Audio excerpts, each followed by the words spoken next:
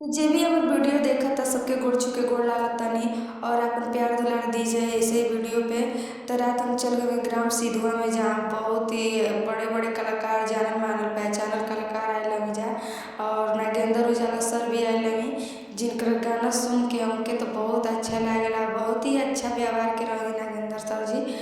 और यहाँ के BSF के जवान जो उनकी फूलमाला से नागेंद्र सर जी के सम्मानित करवी। और पीछे देखी जा बहुत ही जानल पहचानल हमारे अगल बगल के सपोर्टर सबके रहुए।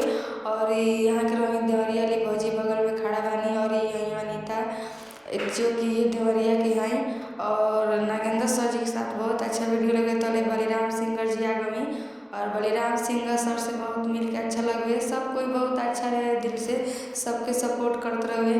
तो सबके बहुत बहुत धन्यवाद कि हमको एक छोटे मोटे कलाकार के आप लोग सपोर्ट कैनी जा और मंच पे चढ़े के थी मौका देनी जा। बहुत ही अच्छा लगे। और एक्ट्रेस राधिका यादव जी आप भी आए हैं। तले हमके माला वाला दे के सम्मानित करवी जा। जो सम्मानित करवे वहाँ के हम नाम तो नहीं जानत, लेकिन बहुत ही अच्छा रही। वहाँ के विचार स्वभाव बहुत ही अच्छा रहे। और एंकर सर के भी बहुत हम धन्यवाद करब। तले आ गई पूरिता प्रिया, यहाँ के भी सम्मानित हो गए फूलमाला से। और सम्मानित कैले के बाद से सब कोई इकट्ठा खड़ा हो गए, और बहुत ही अच्छा लागत रहे एक साथ सबके देख के। और पब्लिक के तो डिमांड पर डिमांड आवत रहे। पब्लिक कितना हाकार चाहत। तले में एंट्री हो गई सुनील भैया के। सुनील भैया हुई तो एकदम माहौल गरमा गए, एकदम तमाम पब्लिक के एकदम डिमांड पर डिमांड आवे लगे कि सुनील भैया के कॉमेडी सुनाए, सुनील भैया डांस करी। और हम सबसे अच्छा तो लागल सुनील भैया के स्वभाव विचार, बड़ छोट सबके हाथ जोड़नी। यहाँ के तो बहुत ही दिल के अच्छा बनी, बहुत हमारे सपोर्टर है, बहुत हमके माने नहीं, हमेशा सपोर्ट करे नहीं सुनील भैया हमके। तो सुनील भैया के वीडियो हम अक्सर देखे और बहुत अच्छा लागला। हम अपन बड़ भाई माने सुनील भैया के। तो तले वीडियो में अंकित भैया आ गए, अंकितो भैया के वीडियो बनावत रहे।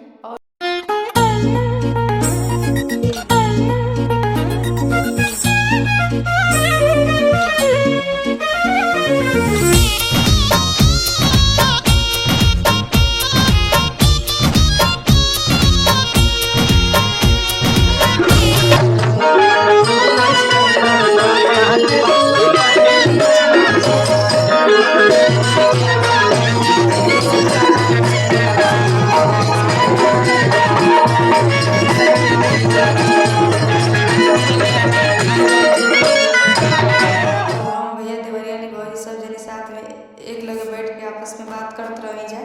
तो लोग परेशान करे रहे फोटो लेवे खातिर, तो भैया आ जाते हैं सबके साथ फोटो लेंगे।